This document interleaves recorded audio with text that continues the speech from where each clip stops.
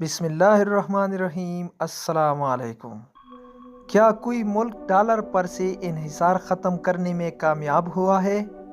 مزید ڈسکس کرنے سے پہلے اس ویڈیو کو لائک کریں، چینل کو سبسکرائب کریں اور بیل آئیکن پر ضرور کلک کریں۔ آج کل جیسے جیسے امریکہ اور چین کے درمیان تجارتی جنگ بڑھتی جا رہی ہے، چین دیگر کئی ممالک کے ساتھ UN میں تجارت کرنے کی حامی بھرتا جا رہا ہے۔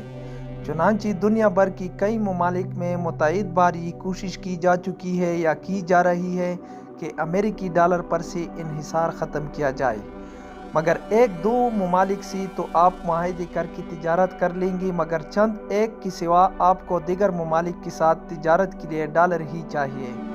تو اس صورت میں یہ لازم ہوگا کہ آپ دنیا کے ہر ملک کے ساتھ الگ الگ تجارتی معاہدہ کریں۔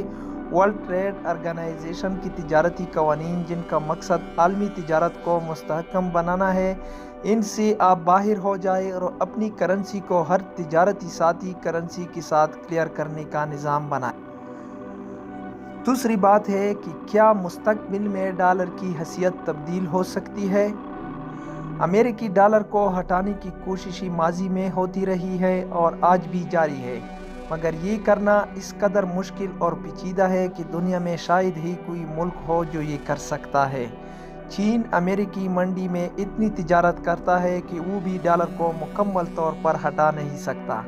شاید شمالی کوریا، جو کہ عالمی تجارت سے بالکل الگ تھلگ ہے اور زیادہ تر تجارت چین کے ساتھ کرتا ہے، وہ شاید واحد ملک ہے جو ایسا کر سکے۔